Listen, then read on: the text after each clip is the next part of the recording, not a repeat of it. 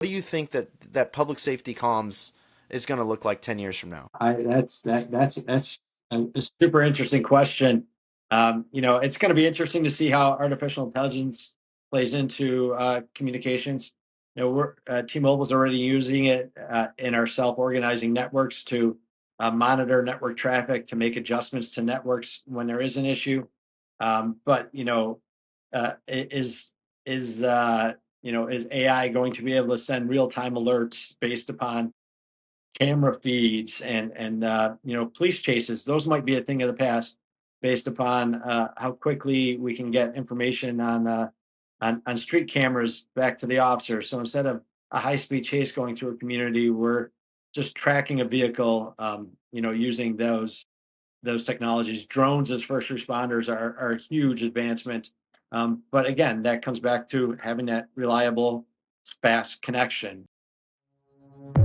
Fire, flood, blizzards, tornadoes, blackouts, earthquakes, wildfires, hurricanes. When disaster strikes, it's not up to luck. It's up to you. You can't predict the next emergency, but you can prepare for it. Keep your family and yourself safe when everything else falls apart. At the Sapper Company, we build mission-ready survival kits and first aid kits for every situation. From one-person essentials to 10-person family and team kits. From one-day outages to weeks off the grid. Don't get caught unprepared. Visit sappercompany.com today and be mission ready, because when the time comes, readiness is everything.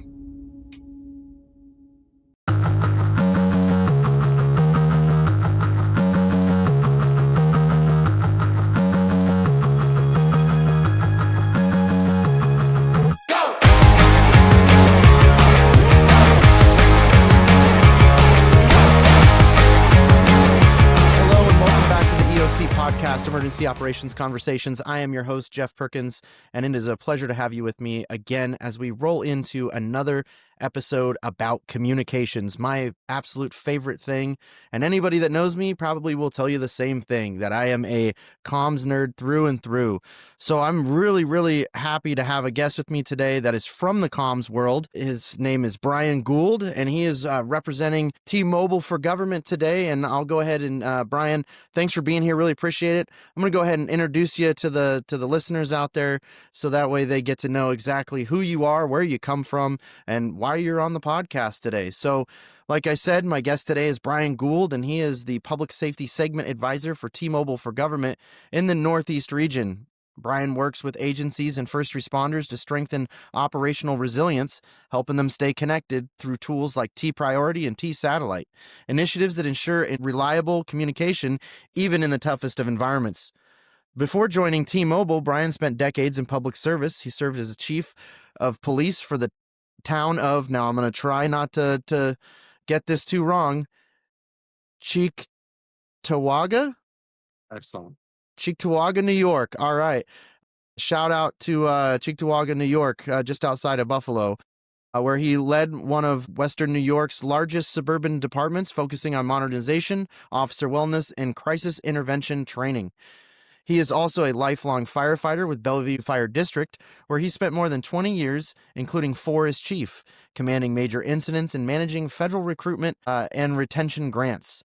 Beyond the field, Brian has been an educator and mental health advocate, teaching crisis intervention team courses at the Erie County Central Police Academy and serving as an adjunct professor of criminal justice at Hilbert College. He's also a graduate of the FBI National Academy's 250th session and holds both a bachelor's and master's degree in criminal justice from Hilbert College. In short, Brian's career is a blueprint for what it means to evolve with the field while never losing sight of the mission. Today, we'll talk about his journey from public service to public safety innovation and what he's learned along the way, and how technology like T-Satellite is redefining what it means to stay connected when it matters most. Brian, welcome. Very, very warm welcome to the EOC Podcast. Thank you so much for being here. Thanks, Jeff. Thanks for what you do putting this together. It's always helpful to have people who are out here spreading the word about what's important when it comes to communication. Obviously, that's what my career is now, in interacting with public safety representatives from across the nation now. And having someone like you who's doing this podcast is just another way that we can get that important message out. So thank you. Heck yeah. No, it's just another way of communicating, right? Getting the word out there. And like I said at the opening, right, I'm a total nerd for communications. So whether it's on a radio or whether it's on camera and a podcast, definitely getting the information out there, because really people don't know tools exist unless they're told about them. And when it comes to technology, things are advancing so quickly. It's all about what you know and who you know and who can provide it for you. And when everything goes wrong, you got to know who your friends are. And I will be the first to say T-Mobile has been very good friends to us here in Oregon, helped us out tremendously. So really appreciate, what T-Mobile's doing in the space. But I'm going to bring it back to you to start this out. And I will say, so you graduated from college, and now you're teaching at that very same college. That's kind of cool. Tell me about that. Yeah, so I actually, after high school, I went to community college where I got an associate's degree in fire protection. Ended up as a 911 dispatcher for my local department here in Cheektowaga, and spent 3 years doing that. And while I was doing that, I was trying to get a firefighter job up in the Northeast. It's all pretty much civil service, taking tests, trying to get hired, and then in the meantime, the police test came up. So I took that, did well enough on that, and got hired. And spent many years as a patrolman and a sergeant, and made it to the rank of lieutenant. And we had a program in where we were accepting interns from the Hilbert College. And because we accepted interns, we got tuition vouchers. And started taking one class a semester, working towards my bachelor's degree. After about 3.5 years, I finished that while I was working, and they talked me into enrolling in the master's degree program in criminal justice administration. So it fit well with my career path at that time as I was moving up in the ranks. Thought it would be something helpful that would not only help me resume wise as far as advancement, but also the critical thinking skills that come with an advanced degree and further education. So I look back now, I love the fact that I did it. I very much enjoyed being back in school, even if I was one of the older persons in the classroom. But definitely, it was a great experience to go back to school. And then after I got my master's, they asked me to come back and teach. So I did a couple semesters as an adjunct professor at Hilbert College, shaping the future of the profession of law enforcement. Yeah, that's really cool. And I know, so I went to Arizona State University, go Devils, and got my bachelor's degree in emergency management. And I know that every single time that we had somebody come in that wasn't, their career was not in academia, right? They actually did the job that they're now educating for. You could tell the difference. It was a completely different environment. You coming in as someone that, walked a mile in the boots probably really drew a lot of attention, right? So some of the kids that probably sit in the back of the class and are dozing off or whatever, right? They're probably like, oh, this guy's he's not just a teacher. He actually did what I'm wanting to do. So that's always really cool from a student perspective. There's really no one else better to learn from than someone that's actually been out there and done that. But yeah, like you've served as both a fire chief and a police chief. Now that's rare. That's rare because sometimes the two don't always get along. They don't always, they're not best friends all the time. So doing both, how did those experiences like shape your leadership style? Yeah, so like I mentioned, my first career path intention was the fire service. I after reaching the rank of Eagle Scout, I looked to see what was next, and the Explorer program within the Boy Scouts drew my attention, and I ended up joining the Fire Explorer, the local volunteer fire company. As you mentioned, town of Cheektowaga is the first ring suburb of the city of Buffalo. About 90,000 people live here, but we're protected by 10 volunteer fire districts. And it was just one of those things. I joined the Explorer post once I turned 18. I became an active volunteer firefighter. Took my EMT test. I was loving life doing that. Took as many classes as I can. So advancement. I think I point back to my time in the Boy Scouts, just the leadership skills and what that instilled in me at a young age. And as I was rising through the ranks at work, I also was rising through the ranks at the volunteer fire departments. Now, I will admit they were not at the same time because being a chief of any agency is definitely time consuming if you're going to do it right.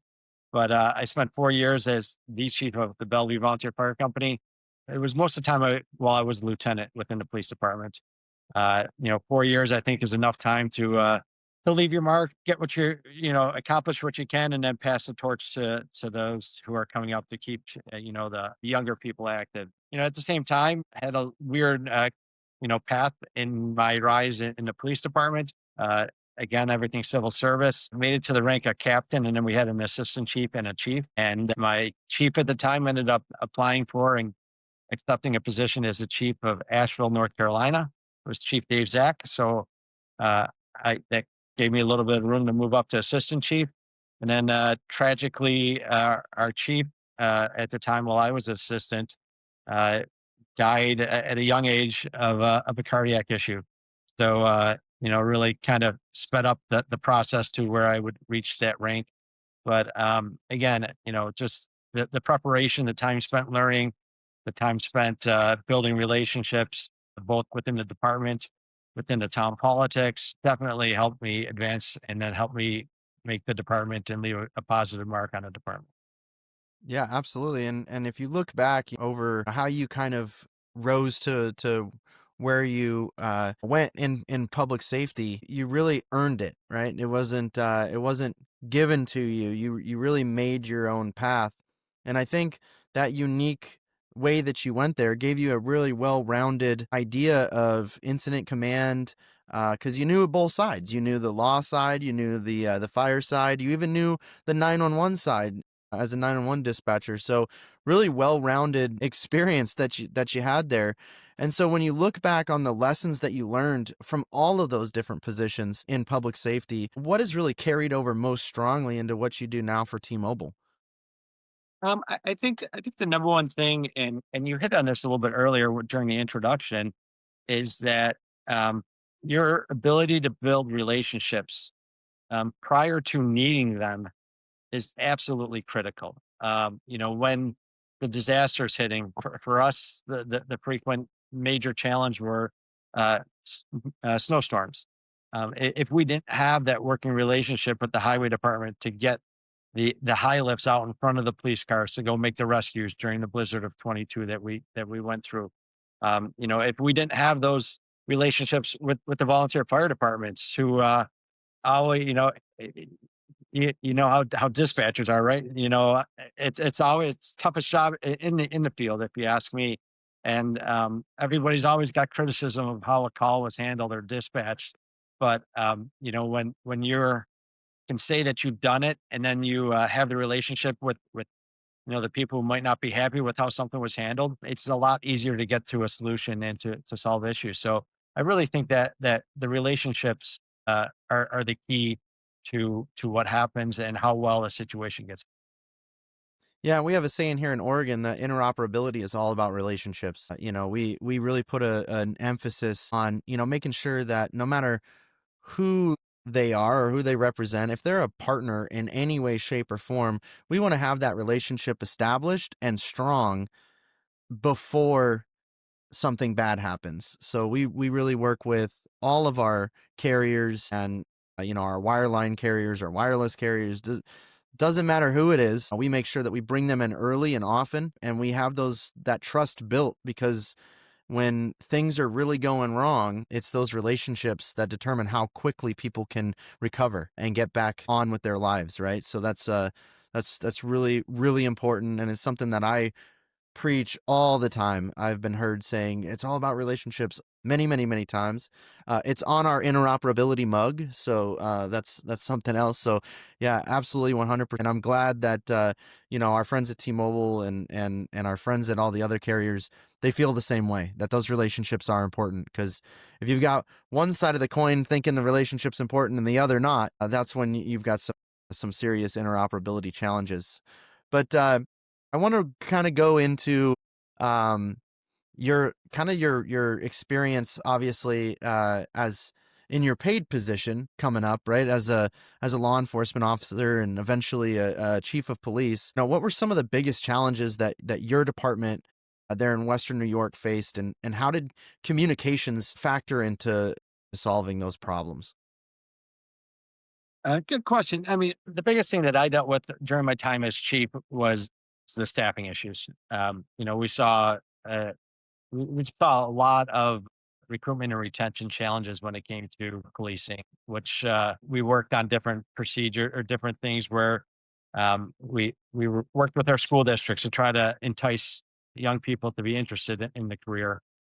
Again, doesn't really have a good tie into the communication piece, but we also saw struggles when it comes to communication. One of the things that even to this day, we didn't really get a good solution to in my community yet was the interoperability. We put a lot of here's a good example of where it comes into play, right? Is that we were big supporters of fixed license plate readers. We were highly affected by the Kia challenge. We had a lot of stolen cars going on, and we had a lot of pursuits from those stolen cars. And in Western New York, we have a lot of different police. Obviously, the city of Buffalo is a large agency, but the town of Cheektowaga is just one of many suburbs that surrounds it. And to this day, it's still not easy for one agency to talk to another. Each agency goes out and specs their own radio system. Sometimes the systems don't communicate with each other.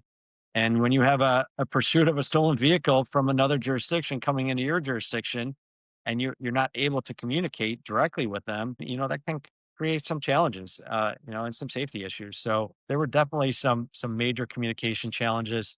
Uh, you know, Having funds to update the infrastructure, obviously it's a challenge when taxes. Nobody wants to see their taxes go up. Yet at the same time, I'm coming into them telling them I have a quote for $900,000 upgrade our emergency communication system for the police and fire radios, and trying to find the funding for that. So many things over my time, either as captain, assistant chief, or chief, that were just major projects that revolved around communications. And then ultimately we go to emergency situation scenes.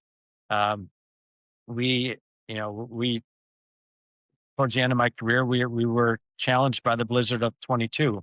Our community saw 50 people die during that blizzard. We had people calling 911 trapped in their car, and we were just not able to get to them. So the number of calls, we actually made all of our communication specialists stay, our dispatchers stay. Not that they could go anywhere anyways, but we were keeping track and a log of all the calls, all the people who called.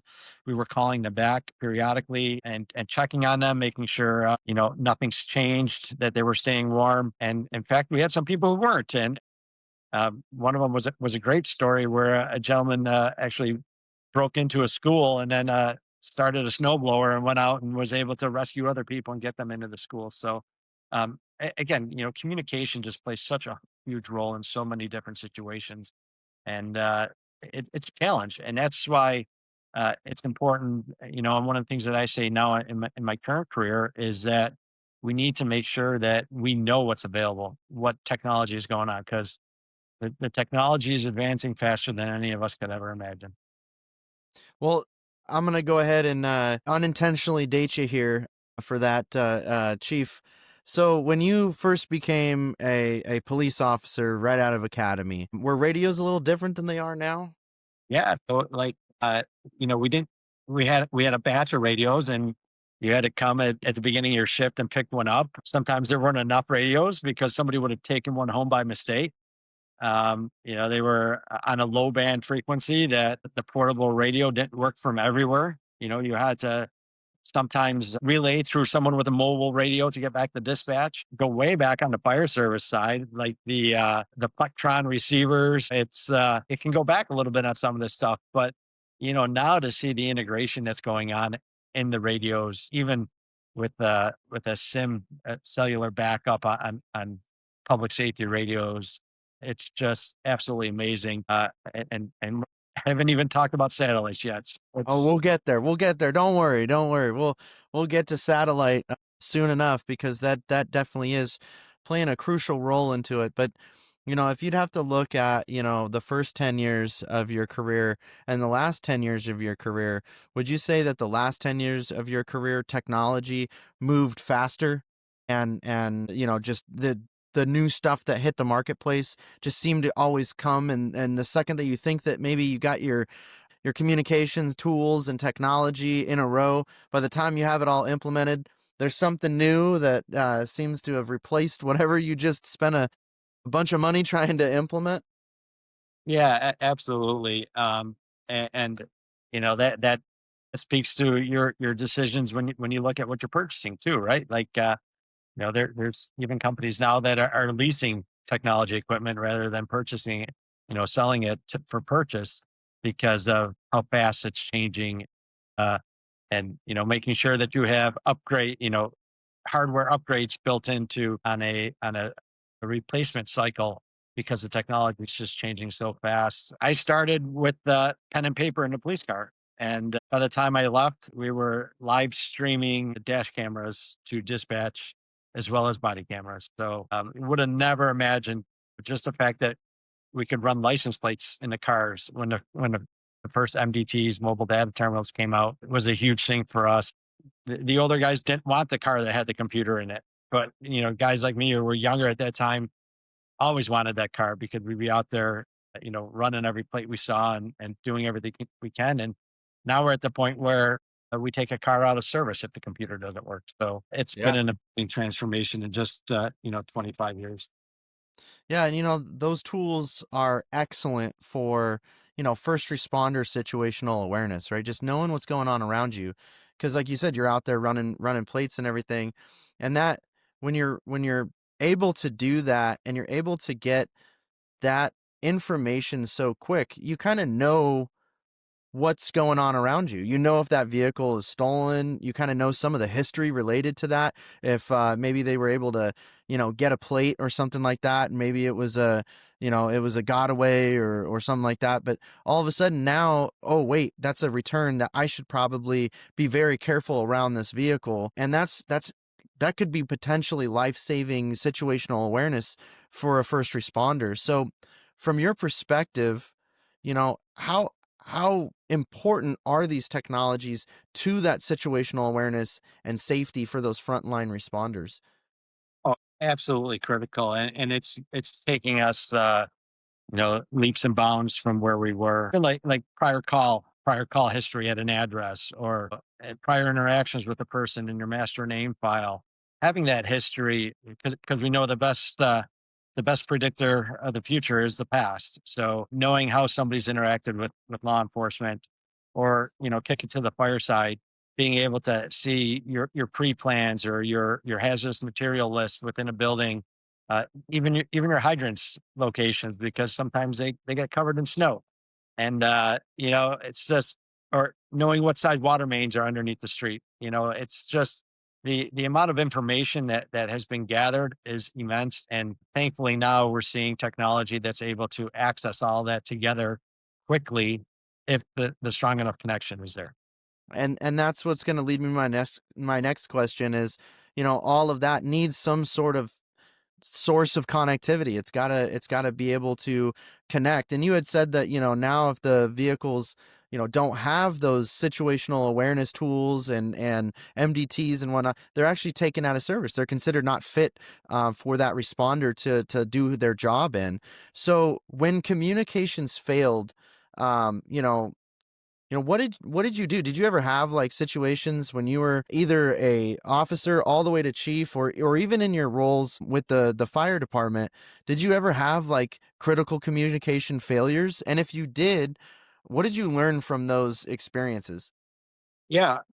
One of the ones I can think most vividly about is that we had an ice storm where power was taken out to the police station. And here, our police station was a PSAP as well. So we had a 911 center. All 911 phone calls came into the police station, and then we dispatched police and fire out of our station. And of course, the station has a backup generator. And when the power went out, the generator kicked on, and it was quite a storm. And the estimated time of restoration was not looking good for power, but we were okay. We had the generator running until the generator died, and then life got really interesting. So obviously, we had a battery backup in our dispatch center that ideally is there to take that 1 minute between the generator startup and the power going off. But now it was, hey, we have about 30 minutes before every computer in here shuts off and the radio system goes down, and 911 goes down. Now, obviously, there's some redundancy built into 911s where it would ring to another dispatch center, but our communication with our units in the field would have been down. We're able to quickly contact our county, who has backup dispatch centers for us that we were able to spin up conveniently enough for us. The Erie County Fire Training Academy is directly behind our police station, and that's one of their backup sites. So they were able to set up a couple workstations within 15 minutes. We sent a couple dispatchers over there, and we just waited until the computer started going off, and then we said, "Okay, start answering the calls in the back." And to the officers on the street, to the firefighters, to the public, no one even noticed that there was an issue. However, there was a lot going on in those 15, 20 minutes to make that happen, and a lot of panic. But as we chatted a little bit before we started, that's pace planning, right? That's where you have to have that alternative and those contingent and then your emergency plans. And I can tell you, after that happened, I was talking with the town about, we need a backup generator because it's too critical. Was happy to say that was a project that did get funded, and we were able to make sure that we're going to hopefully never go through a situation like that again. But it's all about building redundant systems and making sure that you can keep your critical communications up. Yeah, absolutely. And you hit on one of my favorite acronyms, PACE. And I'm not talking about the salsa, yeah, having that primary, alternate, contingency, and emergency, having those plans and being able to seamlessly, roll to the next one when the one before it isn't working. That's really, the key to success when everything is going 1,000 miles an hour and you're just trying to keep up, and I'll tell you what, it is a good, of how well your pace planning was when the public doesn't know that their call is being taken in a different place or from a different method, right? So that is the ultimate sign of success. But now where you're at, obviously you're now helping people kind of with those pace plans, or maybe not making the plans themselves, but you're making sure that they have an A and a C and an E, if they need to, all in one device, so that you can almost have a one device pace plan with some of the technology that's coming out there. Before we get necessarily into the technology, I kind of want to know about, now that you've left the public safety sector, but are still kind of involved, because you're advocating for public safety from the private sector. So public safety segment advisor, what does that look like day to day? It's cool because it's different day to day. You never really know. So our roles are, there's a couple of public safety advisors or segment advisors. We also call it industry segment advisors. And we're really the subject matter experts for the leadership team here at T-Mobile. I'm giving them advice when it comes to product design, marketing, needs of first responders, making sure that when the company builds a product, that it's going to solve an issue or be what the first responders needs, finding pain points, making sure that the company understands the pain points that agencies might be understanding. We're also supporting the sales teams. T-Mobile is very unique in that when they built their public safety sales team, they hired 48 retired law enforcement to do just sales. So although that's not my position, we support them with relationships in the field. Obviously, my time at the FBI National Academy has helped me build a lot of relationships across the nation. But my position also supports the emergency response team. So if an agency is experiencing or an area is experiencing a disaster or an emergency situation, we're monitoring that situation. We're reaching out to points of contacts that we have, seeing if there's anything that we can provide to help. Even boots on the ground, responding to some situations, being an extra resource within a command center. The other thing, sometimes those are planned events as well. So anytime there's a national special security event, Those are major gatherings that the federal government classifies as a national special security event. So this year, the Super Bowl, the Army's 250th birthday, the inauguration, there've been a bunch. United Nations General Assembly in New York City. A lot of times there are command posts set up, and you can imagine that if there was some communication equipment that went down around Washington D.C. during the inauguration parade, you can't just have a truck with two guys pulling up to go fix it in the middle of the parade. So it's critical that they have that link to the critical infrastructure command people, and that's really the role we play when we staff those command centers. So it's cool because my job is really all over the place. I also, you know, get to do some of the marketing work, attend a lot of the trade shows, the conferences, the ones that I used to go to as a chief at the police and the fire departments. I'm still attending them, still networking with people in the profession and building those relationships that we talked about earlier. Yeah, absolutely. And like we said, it's all about relationships. And it sounds like, you've been able to establish some pretty solid relationships, in your public safety career. And now you're able to kind of use those and capitalize on them and really use that trust that you've already built in some of these responses. And I'll speak, you know, personally, I've had emails from you in my inbox making sure everything's okay when a county goes dark, things like that. So it's nice to know who your friends are, and like I said, when everything starts going wrong, it feels like the world's spinning 1,000 miles an hour, and it's hard to really keep on top of everything. So it's good to have good friends in your corner, and those relationships, like I said, can really determine how quickly our communities can recover from disaster. And it's nice that T-Mobile supports you in that mission and allows you to kind of take that experience. That's why they hired you, right? Is because you have that experience, and they, are they pretty much, long leash, the mission, go forth and conquer, or is there really strict left and right limits on what you shall or shall not do, when it comes to carrying out your duties? That's what I wanted to mention is sales drives profits for companies, right? No matter what company you are, Pepsi needs to sell more Pepsi, and Ford needs to sell more cars, and wireless carriers want to sell more phones. That's what pays the bills. But I just am so appreciative and grateful that a company like T-Mobile understands the criticalness of having people that aren't focused on sales, but focused on making sure we're supporting the mission of what we provide. And so many times, we've been able to help communities and agencies that are responding to disasters who may not even be T-Mobile customers. It doesn't matter when lives are on the line, when first responders are responding to dangerous situations, we have the green light to do whatever it takes to keep them connected. And that's really, it's not, well, are they a customer, or how many lines are they going to buy at some point? Or it's get out there and support them. And, that obviously when you are that dedicated to the mission, it helps with the reputation of the company. And I would hope, and I feel strongly that, we're doing a good job when it comes to making sure the first responder world understands that T-Mobile has a lot of resources, has an amazing network that's able to support during critical times. They have people like me who they let run without that leash, and let us be out there to really get whatever we need to keep people connected. Yeah, well, that's what it's all about.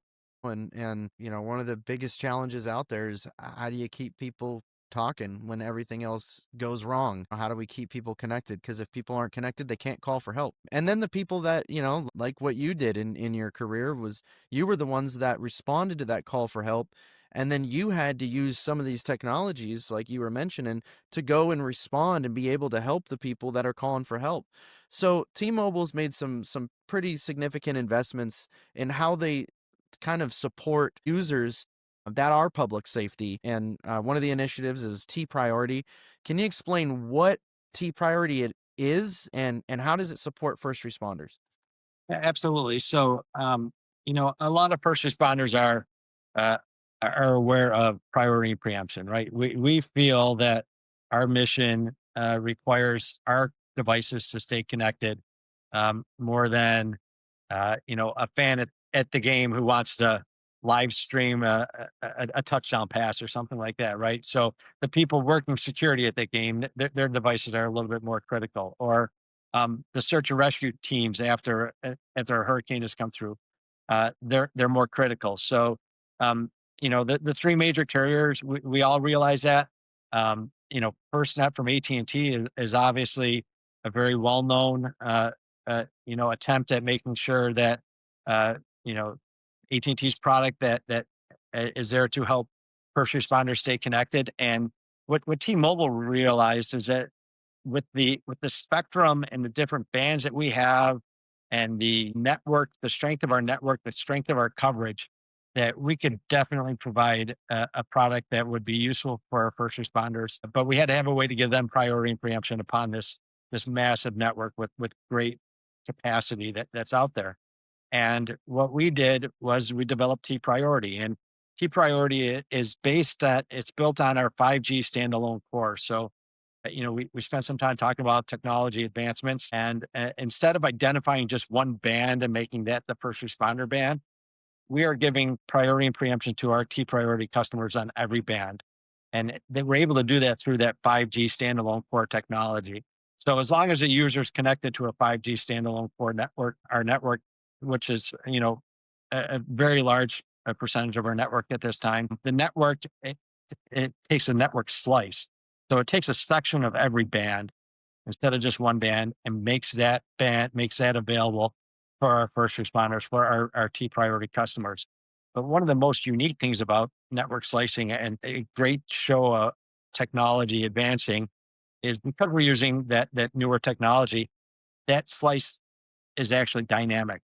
So if you have an area where you have a lot of first responders with not much capacity on a cellular network, a band can become overwhelmed. But because we have a slice, that slice will dynamically expand and will even knock off regular users to make sure that first responders have the connection that they need during a time of emergency.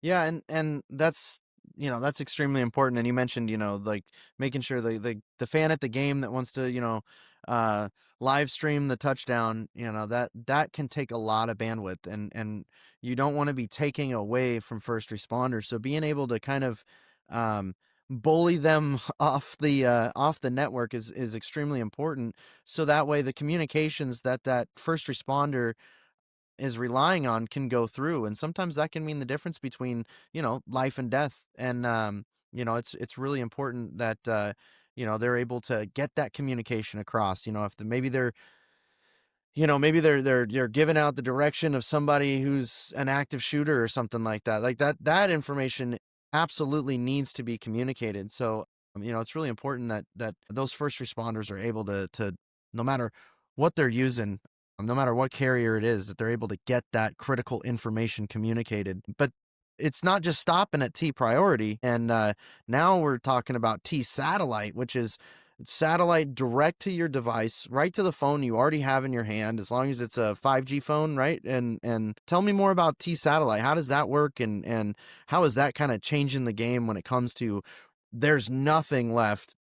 What do we do? How do we communicate? In those instances, how is that really changing the game?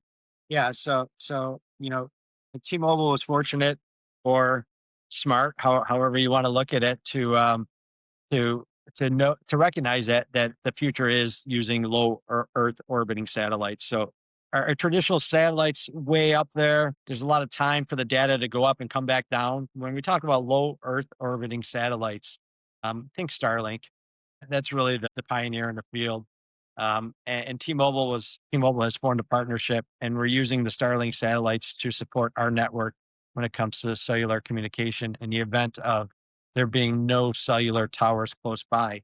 And think of it this way: your phone is always trying to grab the closest tower, and when it does, that's how it's sending the transmission of the data, the phone call, or text messages. But sometimes, either because of physical damage or because you're just happen to be in the middle of nowhere, your phone can't reach a tower.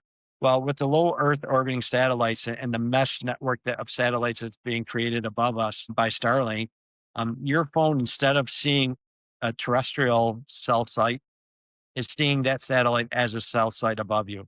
and it's seamlessly connecting to that. Right now, the system is sending text messages.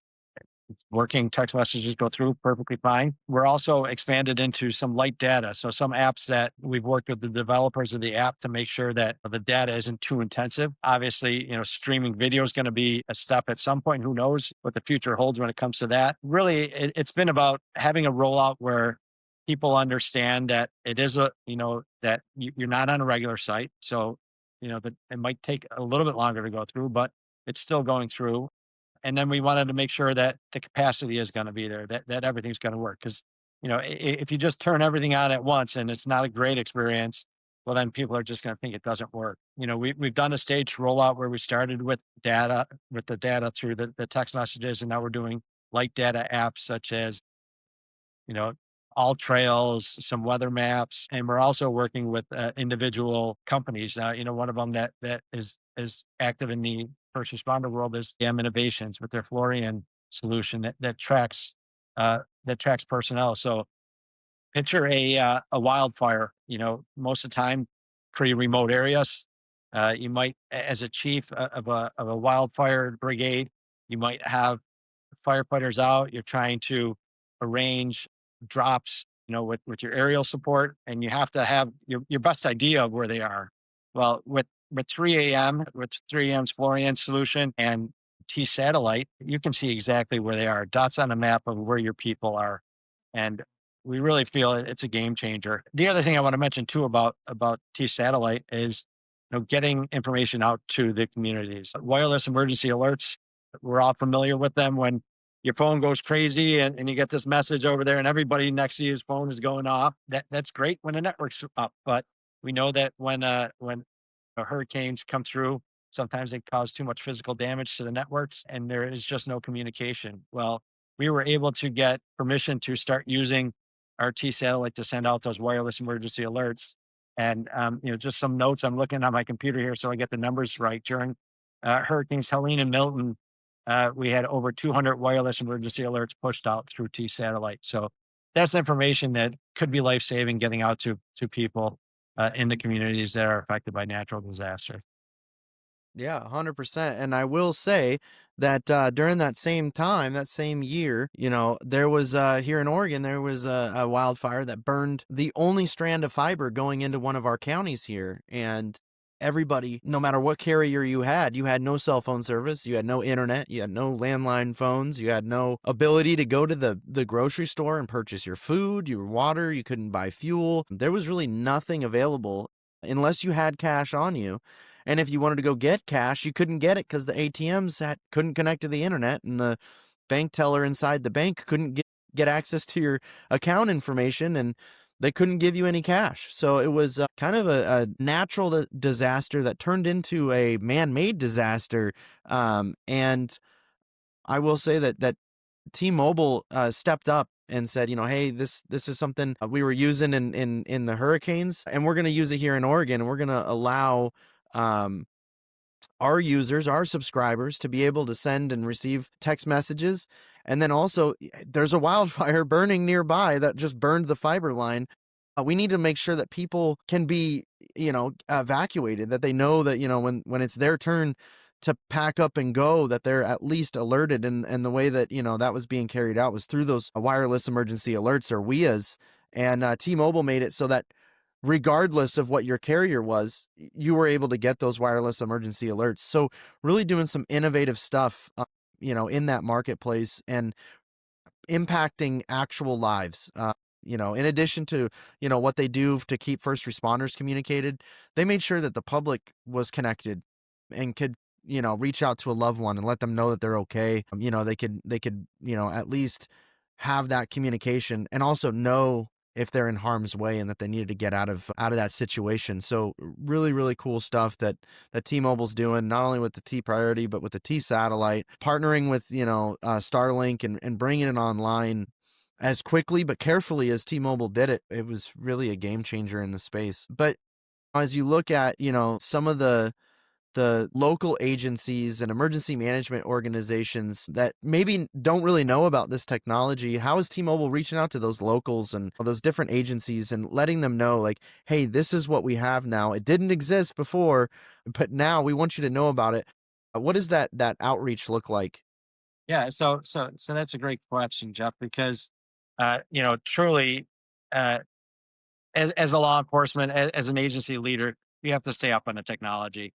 So, participating in podcasts like this, attending the trade shows, the state chiefs meetings, the big fire shows, uh, doing a lot of marketing, just getting the word out there. And it's not all about sales. It's about making sure that leaders know what's available, because if there is a failure, it's not going to be the IT department standing in front of the news camera saying, why people died.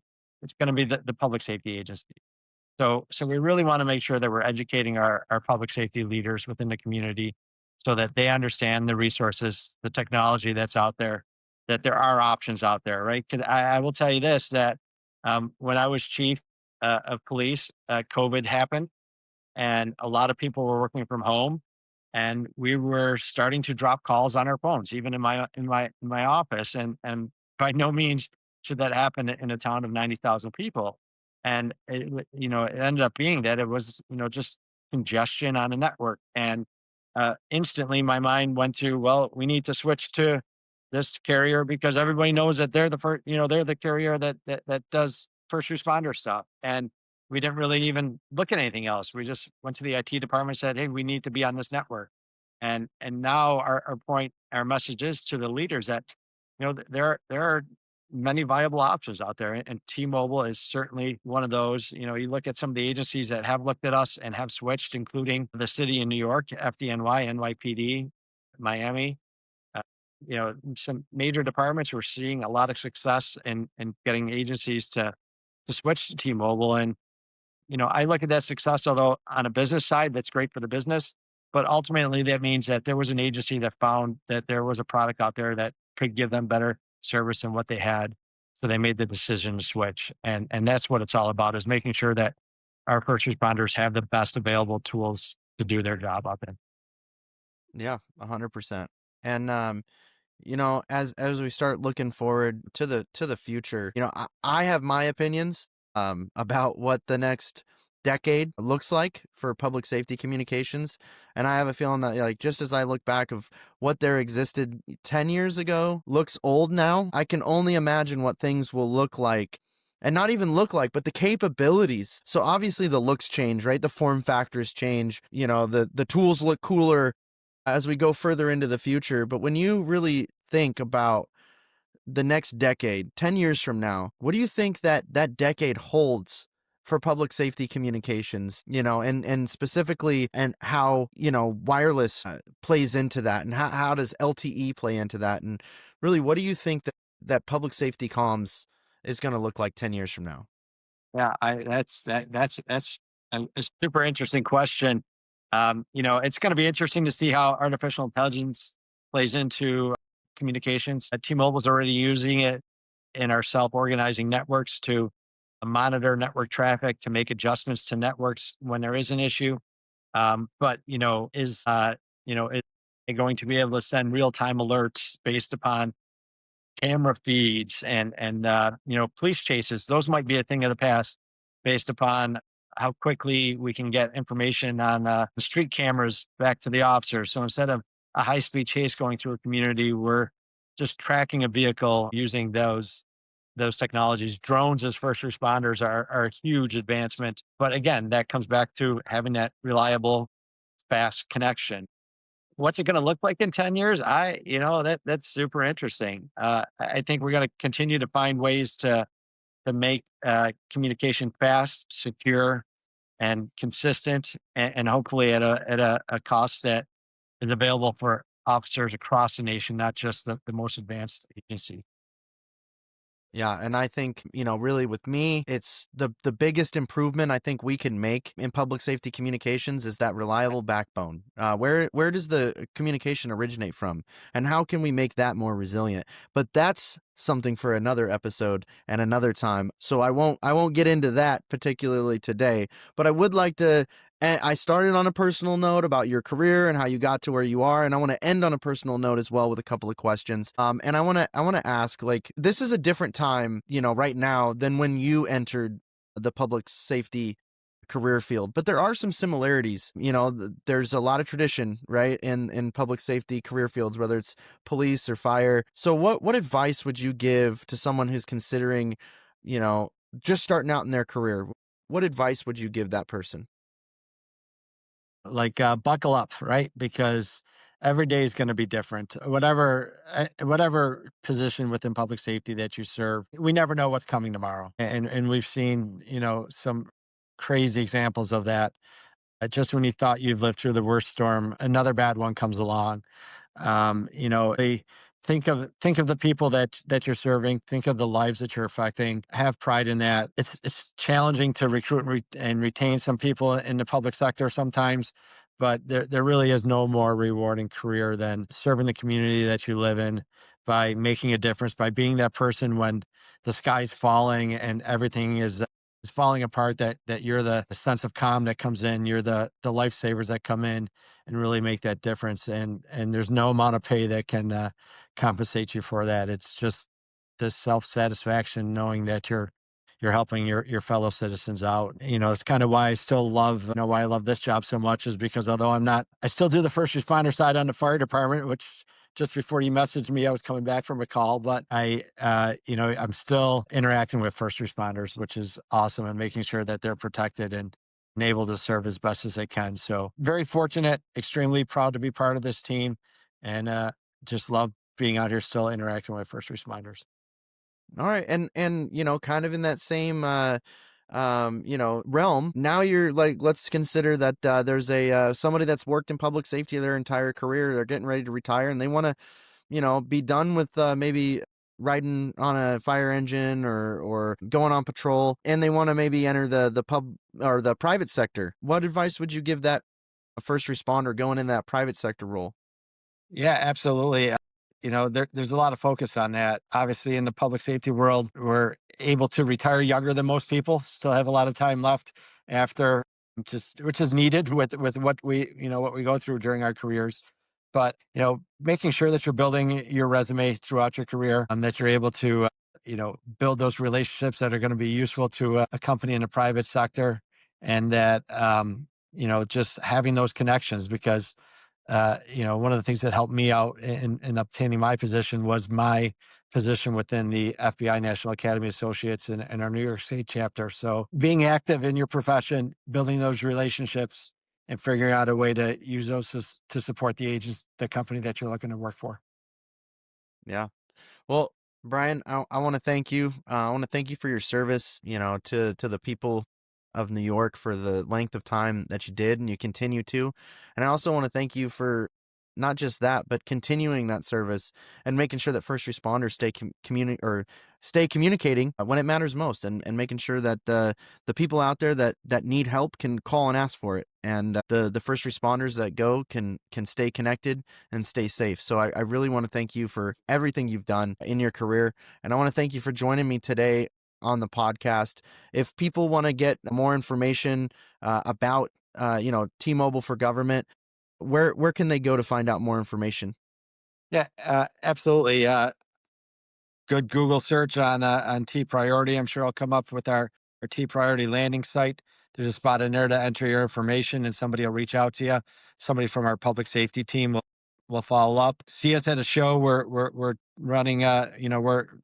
We're supporting most of the major all the big ones, and a lot of the statewide conferences across the country. We're supporting those organizations that are putting them on by having vendor space at those events. So, or find me on LinkedIn, and I'd be happy to link you up with the person who's closest to you to, you know, set up a meeting to let you know what T Priority is all about in a lot more detail than we had time to go into today. So I appreciate you, Jeff, what you're doing, how you're trying to help get the the word out about communications and preparing for emergencies. And it's critical work that we're thankful for. Yeah, absolutely. So, Brian, thanks again for joining us. And thank you, everybody out there, for listening. I will put a link in the description about where you can find out more about T-Mobile for Government, T-Priority, and T-Satellite, and all the things that T-Mobile is doing right now as far as keeping first responders communicated. So I want to thank you very much for joining me on today's episode of the EOC Podcast, Emergency Operations Conversations. Again, my name is Jeff Perkins. Stay safe, stay connected, and we'll see you next time we activate the EOC.